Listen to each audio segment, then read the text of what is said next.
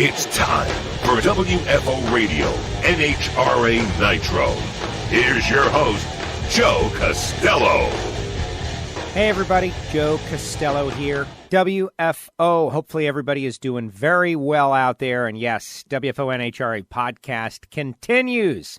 And we've got Alan Reinhart this week. Just going to check in with Alan. Obviously, like the news of drag racing has pretty much ground to a halt, but everybody is figuring out what they're doing, and that's what we're going to speak with Alan about. I have been receiving some questions from listeners out there about Alan, about how he got to his position, etc. So we're going to talk to him about that, some of his background, some of the questions he gets on a regular basis, and then we'll just, see what he's up to. That's coming up on the show. Also, we got Sean Langdon. And we're going to have Rob Flynn this week. So a couple of Coletta driver and crew chief that kind of came to me in different ways. Sean going to talk iRacing because iRacing is such a big, big deal. We all watched the iRacing race the other day. Thought it was really cool. And Sean's been very vocal. Like, we need something like this in drag racing. And Rob Flynn just reached out to me. He's like, hey, man, he was requesting interviews is what he was doing. Like, hey, have you talked to this guy? And I'm like, let's talk to you first. And so that's going to be what we've got.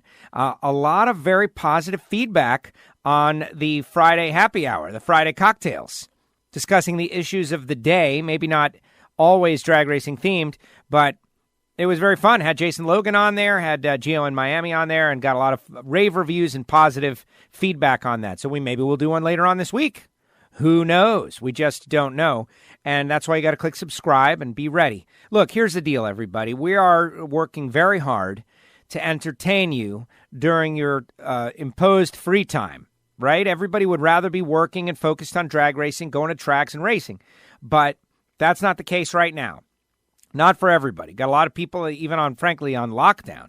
So we're going to try to get creative and break out of the normal regs and see what we can do as time goes on. So watch the WFO Radio Facebook page, Twitter, of course, Instagram account, and be ready for all that great stuff. Now, during this tough economic time, the people who make WFO possible are more important than ever before, and I'm going to keep on mentioning their names. Frank Hawley's Drag Racing School, for instance, and the Dragster Adventure, and licensing courses and all that they have done over the years for WFO, 866-480-7223.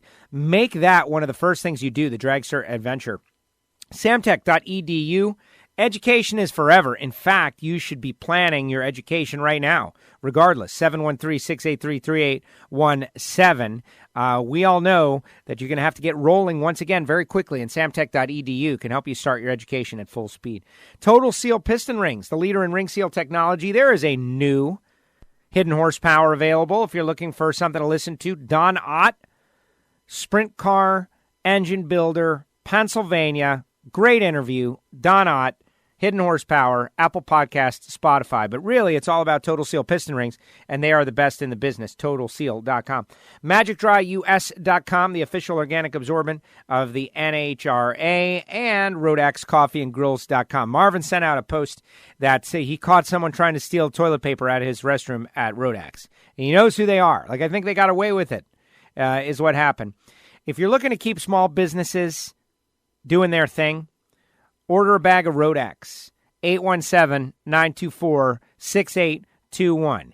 He goes to the shop solo. He's in there by himself. He's roasting coffee by himself, and he mails it out. He sends it, the UPS guy picks it up, that kind of deal. And hot sauces and spice rubs. It's going to help you kill time at home, and it's going to help keep everybody in business. 817-924-6821, Rodax Coffee and Grills.com. Thank you, sponsors. And if you're out there listening, thank you, people who run these sponsors. Appreciate it. All right. Joining us now, he is the voice of the NHRA, and he has got plenty of time on his hands, Mr. Alan Reinhart. Alan, how are you holding up, my friend? Oh, Joe, hey, I'm great, but you're going to have to make this quick. I'm just so busy. You're lucky I could squeeze you in for 2 minutes. I know. I feel very fortunate. What are you doing to occupy your time? I know you're a project-oriented guy, so you're always like looking for something to do. What is being done? I'll tell you the truth. As of right now, I really don't have any kind of major project in the shop. All my cars are running, and everything's pretty much doing what it's supposed to do, which for me is a mess because that means I'll get bored and I'll start fixing stuff that ain't broke. And you know how that goes. It's like, oh, well, I've always thought maybe if I just retorque these lug nuts and then after you strip two studs, it's like, okay, well, now we're into this. But no, the only thing I've got going at this exact moment in time, my Dodge Ram has got a leaking axle seal, and it is sitting here in my shop with the hub pulled off of it, and waiting on the parts to get it and put it back together. But I've really got not much going on. So my house is really clean, my shop is really clean, and my motorcycle's really clean, and I am bored. Wow. Okay. See, I'm not quite exactly in that spot. I am bored. That we agree on the boredom part. But I have been using my time wisely to clean and organize the areas of my home office that have not been clean and organized in a while.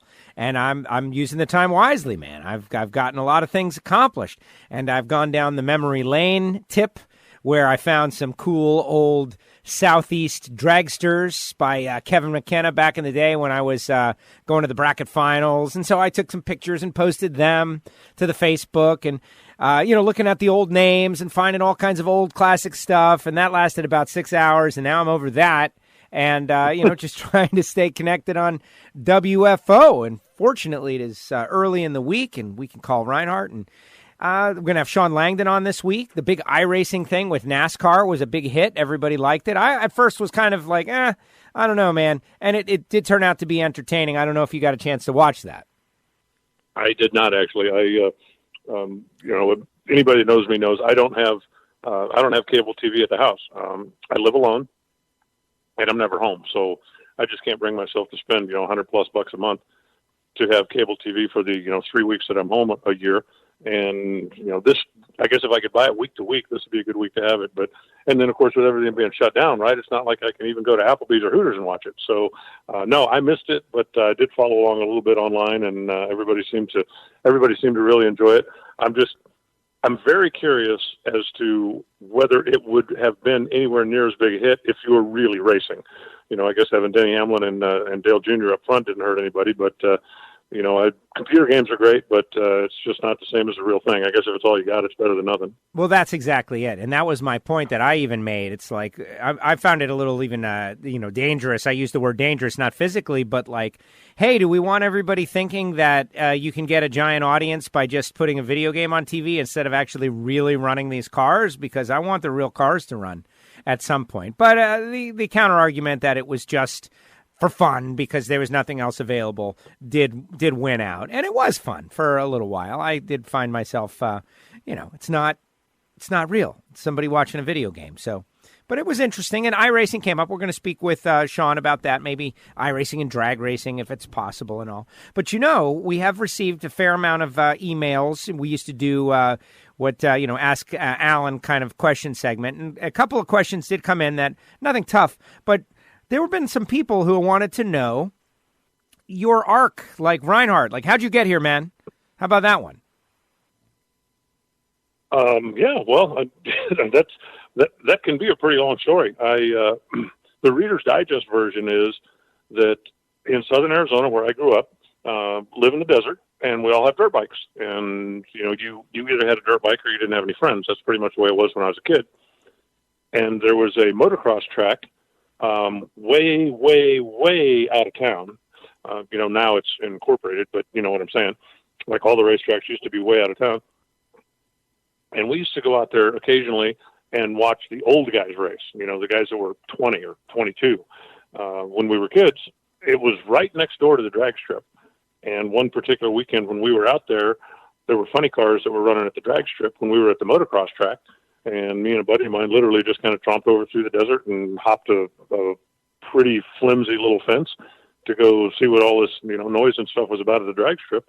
And that kind of got me hooked. So from that point on, I still had the dirt bike, but when I would hear that radio ads in town that something was going to be going on, and around here, the classic call was Tucson Dragway this Saturday night. And it'd be, Dad, you got to take me to the drag strip. And so that's when I started going, became a fan, and then started racing, literally drove my mom's car just after I got my driver's license. There was no junior drag racing league back then, but, borrowed mom's car and went to the drag strip. And I was actually runner-up my first time out, and they gave runner-ups trophies. And so on the way home, I had to hide the trophy in the shed and, of course, go by the car wash and wash all the shoe polish off mom's windows. And, I really thought I was being sneaky. I think she knew from day number one because she was really bright, and I really wasn't that sneaky. But that's what started it. And then when I, got my own car, started going out there and racing just on the weekends. Friday night was high school night, and Saturday night was bracket racing, and got an opportunity to start announcing there, and it kind of went from there. But that's where it all started. No, that is great, and it was interesting because we've discussed this in the past. But new listeners, right? New people, new fans. There are new fans, new people coming into the sport all the time. They hear your voice, they hear you on WFO, and they're like, well, where did this guy come from? And so I appreciate you answering that, and now there's another one in the books. It's fun watching everyone try to deal with the downtime, right? Like, what do you do with your time? I'm plotting my pulling the engine out of my bracket car as soon as I get beyond a certain amount of days from travel. I don't want to go over there because my father, he's got COPD, and he's like right in the wheelhouse of the people that you should definitely stay away from. So once we get beyond that, I'm going to go to work on that. But as much as we miss the pros, maybe there's an opportunity to get some things done that'll help me get on the track at some point. Yeah, the problem with that is, though, it's a slippery slope. It's like, yeah, we're just going to pull the motor out and, reseal it, because it leaves a drop of oil, once every 3 months. Right. And then it's like, as long as we're here, it probably wouldn't hurt to go ahead and put head gaskets on the thing. While we got the heads off, why don't we just go ahead and clean the ports up a little bit, and then it's just on and on and on you go. That's a pretty slippery slope to start down. But if you if you take that road, I wish you the best of luck in setting a stopping point and actually stopping when you get there. Oh, it is. It's funny you say that, because a good friend of mine, a guy named Charlie, Warpath Performance here in South Florida, he's like going to do the engine, change the seal. We're going to ring it, and we're going to do bearings and stuff. And he's like, like all the things that are available that were not available the first time this thing went together, right? Like, there's thousands of different parts available for Pontiac engines that just weren't, whether it be cylinder heads, block, like everything. The answer is everything is now available, but it wasn't available back then. You'd be lucky to get some Nunzi main caps for your engine back then. When Edelbrock came out with the intake, it was like, wow, huge deal. Oh, my goodness, there's a Pontiac intake, a good one. Better than the Warrior. And now, there's everything. So it'll be interesting to see if we can stop. But I think there will be a limiting factor, and that is finances, which will hold me up. I wish you the best of luck, but I can't think about a project like that and not flash back to when I was working for David Nickens, and I was going to build a motor for my '67 Mustang, and I had a 69 Windsor block, which is the component you want to have. I had a set of dart heads, and I had basically, most of the stuff. And like, hey, if I'm spending all my time in an engine shop anyway, why wouldn't I take the opportunity to put my stuff together? And so I talked to David about it, and he says, yeah, great. Well, what can we do to help? And I said, well, I'll figure out how to get all the stuff from Arizona here. That'll be the first part of it. And then shortly after that, I got a call from a friend of mine that said, hey, I stumbled across this set of 5-year-old NASCAR heads. They're Ernie Elliott, ready to go, fresh, and, you can have them for $1,000. And I went, oh, I got to buy those, right? Yeah, of course. How would you turn those down? So I bought them. And then it's like, okay, well, now this thing's going to have to spend a little more RPM than I was really thinking about to start with. So I probably ought to at least step up and get, like a Sportsman block, because the block I have, even though it's a high nickel, like I said, 69 high nickel Windsor block, it still is only a 2-bolt main, and the blocks are affordable enough. It would be cheap insurance. So I get the catalog out, and David Nickens walks in, and he says, what you getting? And I said, well, I'm looking at this one. And he points at another one, and he said, man, what's wrong with that one? And I'm literally reading out of the catalog, and I said, Dave, that's a 9,500 deck Siamese cylinder Winston Cup race block dry sump only. And he went, yeah, that sounds like the one you need. And I said, no, it doesn't. I said, for one, it's a dry sump? Well, as luck would have it, we literally had switched everything in the shop within the last few months over to a different oil pump. The Auto Verity pumps proved to be about 3 or 4 horsepower better on the dyno than what we had at the time. And he says, we got so many oil pumps stacked up back there, I'm going to have a yard sale. He said, just go grab one. He said, I got miles of stainless tubing and stainless hose in the parts room. He said, we'll just get Joe Steff to make you an oil pan. You'll be good to go. He said, man, it won't cost you nothing. Nothing. You got a dry sump Winston Cup style to go with the heads. It makes perfect sense. That's brilliant. Brilliant. So, and I tried to order the block, and that's actually a story in itself, but maybe I'll save that for next week. But so once I finally laid my hands on the block, it's like, okay, now this obviously is going to be a little bit more of a race motor than I had originally planned. Surely to God, you're not putting a stock crankshaft in this thing. I'm going to buy a good crank. Right. Well, the stroker crank is basically the same price as the stock stroke crank, right? So what the heck? Why not? Well, now the rods are wrong. The pistons are wrong. Blah, blah, blah, blah. And we go down the road until literally the only thing that I was going to use from the original project was I had a brand new Ford Performance double roller timing chain. That's the only thing that was still going to be on the block, that was still going to be on the engine, that I had from the original build. And then Scott Woodruff from Jags, Woody, that everybody knows him, calls me.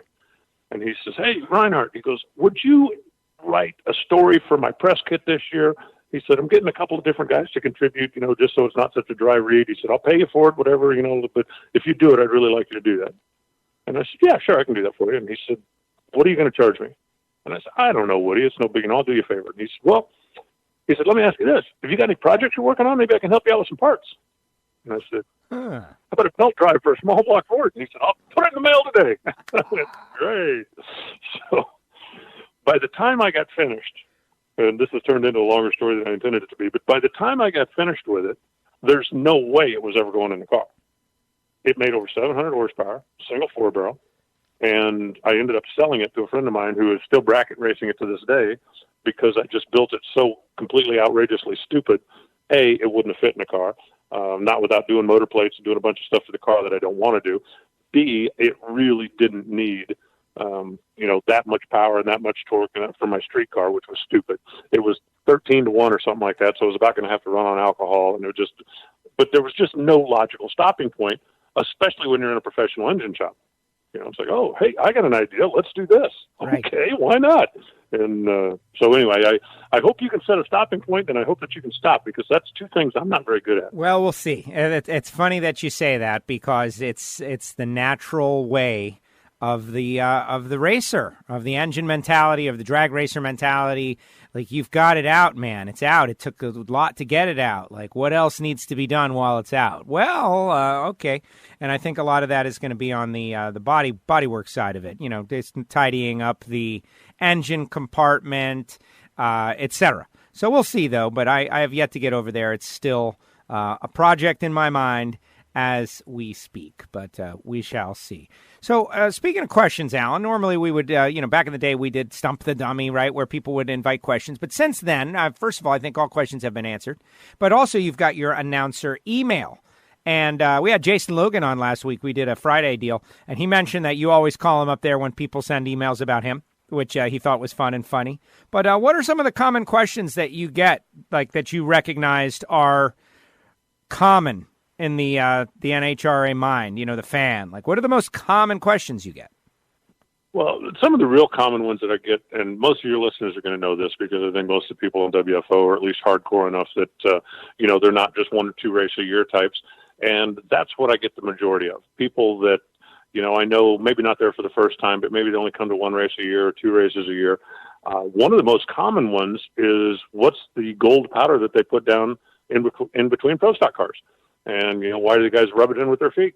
The answer obviously being that, that's rosin, because the way a pro stock car, hits the starting line, a pro stock car actually hits the starting line harder than a nitro car, because they're, at 7,000 plus RPMs dropping a clutch, versus the nitro car, which is going into a centrifugal style clutch and applying the power that way. So that's one that I get very, very common. Why don't they set the wheelie bars in the pits is one that I get that's very, very common. What's the guy doing out on the racetrack, twisting the thing between his feet, is very, very common. And that's the vast majority of what I get. I get the occasional hardcore question, or the occasional, real in-depth tech thing. But the vast majority of what I get is kind of drag racing 101. And that's really why I wanted to reach out in the first place, because I know there's a lot of people that see this stuff. And I think the more you know, the more you'll understand, the more that you'll enjoy what you're looking at if you know what you're watching. And so that's really some of the most common ones. And yeah, I do occasionally get to, tell the dummy with the T-shirt, da da da. And every time I get one of those, I share it with Jason. So it's and there's always going to be the, how come it costs so much for beer? And it's like, guys, that ain't me, and there's always going to be stuff like that. But the vast majority of stuff is really kind of drag racing 101. I am dying to pay $10 for a beer somewhere. I got them in my refrigerator. It's just not the same. We're really going to appreciate being able to be out and about when we are able to be back out and about again. I think there's going to be a sense of assuming that happens, which I think it will, there'll be a sense of euphoria come that time. Yeah, I think there's no question about it. But I also, I understand, why, and I kind of get what we've got to do now. I'm at my shop today, and most days, I guess if it's locked down to everybody's not supposed to leave your house, well, then I'll decide what I'm going to do then. But my shop is my shop. I'm the only one here, so I'm not. There's 3 other people in my industrial complex, and we ain't exactly hugging each other, but we wave from across the parking lot. But that's, I figured, enough social distancing.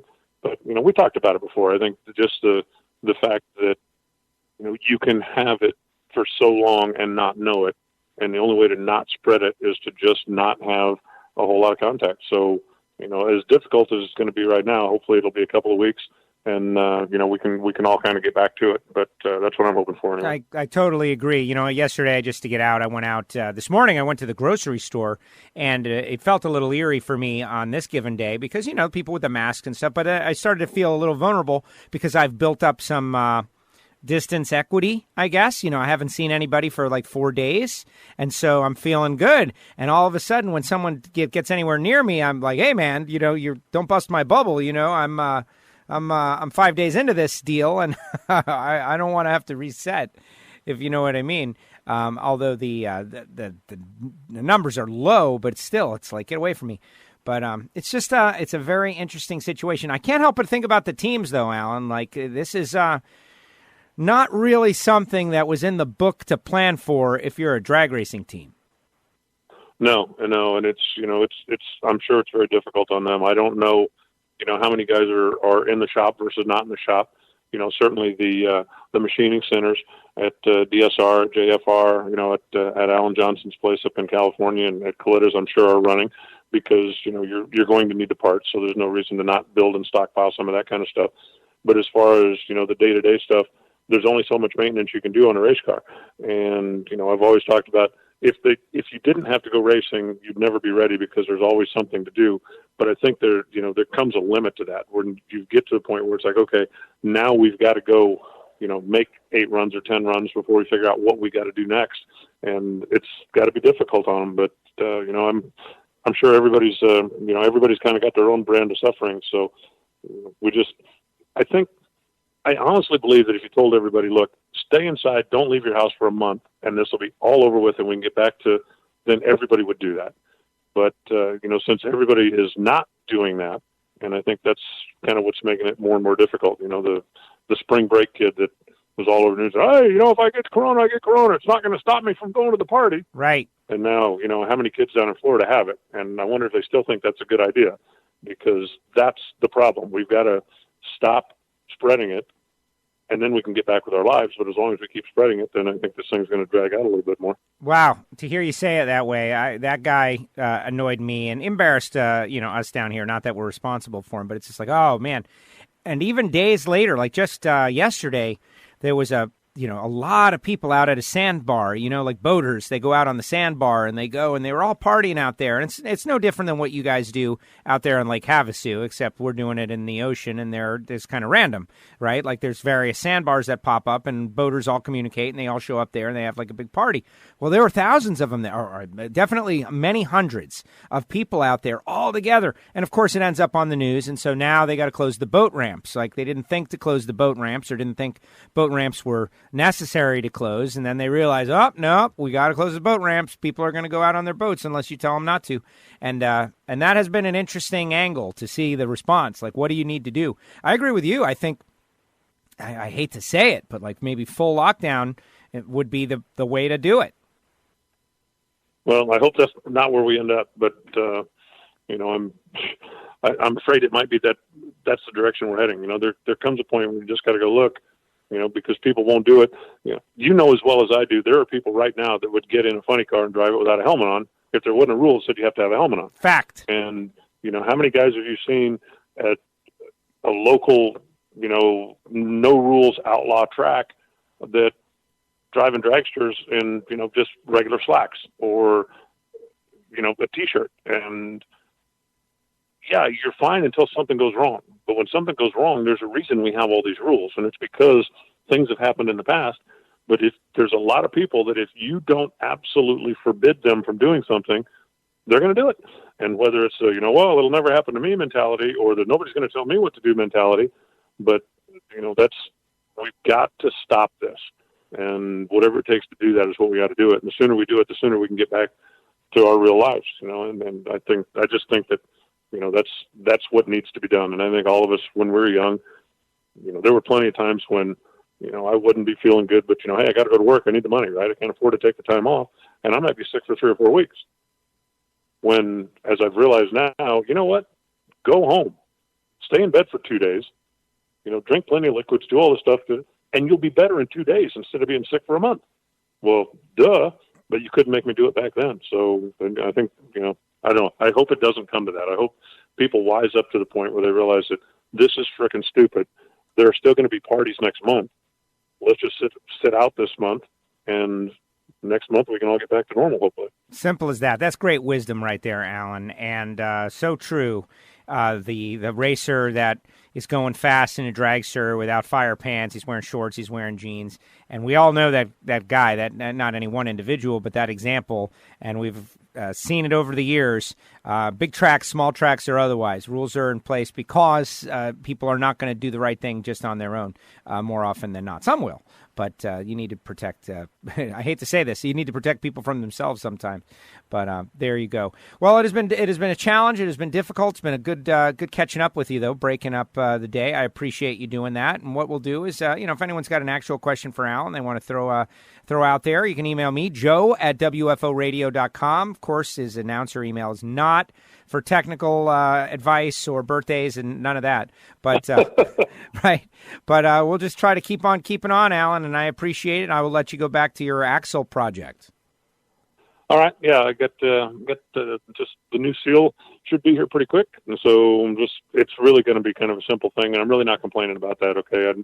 I'm not going, gee, I wish I, had to rebuild the transmission in my truck, but at least it gives me something to do for the morning. So I'm looking forward to that. At least all your stuff is organized. That's what I'm envious of. It's like the cars are clean. The house is organized. The house is clean. Everything's organized. Like that's a great place to be. And, by golly, I will be there at the conclusion of this situation. Like when you next see me at an NHRA national event, I will have organized and cleaned and prepped and done every household project that is on my list, and I will be ready to purely enjoy NHRA drag racing and being out there. Well, you and me both, and right now I've still got my fingers crossed, and I'm sure you do as well. That Houston will be the one. That's what NHRA is still shooting for, which will be April 17th. So. We just need to get, see what's going to happen, I guess, in the next week or so, and then decide from there. But I'm hoping that we get back to it as of April in Houston. And, even if we still got to take, a few extra precautions and do all that kind of stuff, then I'm all for it. But I just need to get back to work, need the world to get back to normal. Absolutely. Well, hey, this did happen at kind of an opportune time in that there were a few weeks to deal with that we did not have races, assuming that Houston is the race, or even if Houston wasn't the race, but we're only going to miss a couple. Later on in the year, man, one of these 4-in-a-row things, this could have really walloped us. So I'm trying to make, something positive out of something negative, but we still have a lot of season left to work with. Yes, we do. And the sooner we get back to it, the better. Hopefully we can get Gainesville rescheduled and whatever else we got to do along the way, we'll hopefully be able to get picked up, the Vegas race and the division races and other stuff. So we'll just have to wait and see what happens. But right now I got my fingers crossed that we are all back at it in Houston, and we can get back after it and kind of resume our normal lives, even if we are washing our hands. There you go. Alan, thank you so much. I appreciate it. Thanks for coming on WFO. All right, Joe. Always a pleasure, and I'll talk to you soon. Thank you, Alan. There he goes, Alan Reinhart, with us here on WFO Radio. I like breaking out of the drag racing interview theme. I do. And if you listen to Ignition, you know that I love drag racing, and I do the drag racing interviews because I'm curious and I love the people. And I think that they've got great things to say. And you're going to hear Sean Langdon and Rob Flynn and others later on in the week, so subscribe. But really, sometimes it's best to hear the drag racing people talk about just how they came to be or what's going on or interesting things, not necessarily locked in on nuts, bolts, setups, tune-ups, that kind of deal. And I really appreciated that. Thanks to Alan. He's got some interesting things to say, some thoughts. I tend to agree. As far as like what's necessary here in Florida, like, I don't know, man, letting each county or each city decide whether or not you close the beach. They're just going to the beach that's open. And that's why they went to the sandbars, because the sandbars were open. But it's a great challenge. Like, this is not easy. And that's the thing that I keep coming back to. Like, wow, not easy. How can I be as helpful as possible like that? And the answer is stay home and do WFO as often as is possible. Thanks to some great sponsors like Frank Hawley's Drag Racing School and Rodax, coffeeandgrills.com, Marvin Rodak, 817-924-6821. Magic Dry US, the official organic absorbent of the NHRA. Total Seal Piston Rings, 800-874-2753. You definitely can start getting ahead of your next project. Samtech.edu, the School of Automotive Machinists and Technology. The first Factory Stock podcast is waiting for you. Drew Skillman, Mark Powick, all on there. Why would you not go get ready for Factory Stock Showdown season? We got an Attention in the Pits on NHRA's Facebook page. Drew gives us a very in-depth look at his championship car. Pretty cool. And, of course, Frank Hawley once again. WFO, everybody. Hopefully you're doing well. You'll stay with us. Click subscribe. New shows. I'm going to come into the studio, and I have been working so hard. I went through some closets. I found some old Joe bracket races, newspapers, Southeast Dragsters. I posted them up on the Facebook, that kind of stuff. Just trying to keep occupied. Hopefully everybody is doing well, and we'll all get to see each other real soon. More WFO coming up real soon.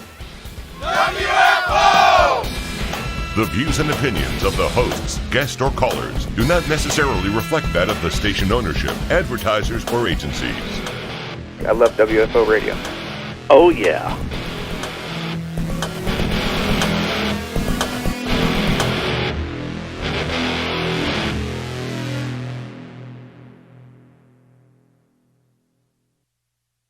Hey, engine builders, Total Seal Piston Rings are the leader in ring seal technology, and they go out of their way to help their customers and will make custom sets for any specific piston you might have. Customer service, top notch. Made in America? Absolutely. They're located in Phoenix, Arizona, and they've got everything it takes to develop the world's best piston rings. Give them a call at 800-874-2753 or go to TotalSeal.com.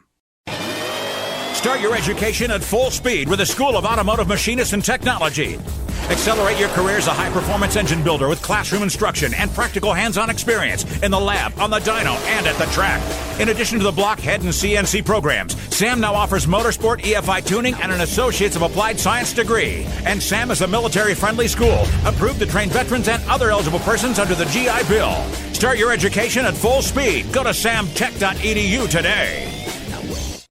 You're working in the shop, you've got spills, you've spilled oil, it's everywhere. What are you going to do? I know what you're going to do, but that's not the best way to do it. The best way to do it is to go to magicdryus.com and order the official organic absorbent of the National Hot Rod Association, Magic Dry. It's lighter, it absorbs more, it's better for the environment. It's made out of coconut. It's made in America. magicdryus.com. They've got spill kits that include everything you need for a regular, normal household spill, all the way up to a large industrial spill. We always say, if you've got a cat, get Cat Spot. If you've got a shop, if you've got a factory, if you've got a spill, call Magic Dry. That's magicdryus.com. WFO Radio is brought to you in part by Extreme Velocity 3 Drag Racing. Download for your mobile device. Win your way on the show. WFO. Attention adrenaline junkies, Frank Hawley's Dragster Adventure is calling you. Rides available for the 2020 season. Go to frankhawley.com. They're coming to a track near you. It makes a great gift, whether it be licensing for super comp, super gas, all the way up to top alcohol. They can do it. But if you're a drag racing fan and you've always imagined what it might be like to drive a dragster, to accelerate 0 to 60 in 3 seconds and run 10s in the quarter mile, give them a call. 866-480-7223, frankhawley.com, The Dragster Adventure, and tell them you heard it on WFO. We're talking gourmet coffee, we're talking hot sauces, we're talking spice rubs, we're talking everything good at RodakCoffeeandGrills.com. Marvin Rodak, been doing it since the 70s, figured out that life is better with great coffee, and oh, he's so right. 817-924-6821. Call Marvin. He'll roast up some coffee fresh for you. Throw in some hot sauce, some spice rub, and you will be loving it. Hit him up, RodakCoffeeandGrills.com. Hey, WFO Universe. Want something for free? Send a self-addressed stamped envelope with plenty of postage, and we'll load it up with free WFO stickers. That's right, I said free. Send your envelope, care of Castello Media /WFO stickers to P.O. Box 848353, Pembroke Pines, Florida 33084. Do it now. This is WFO Radio.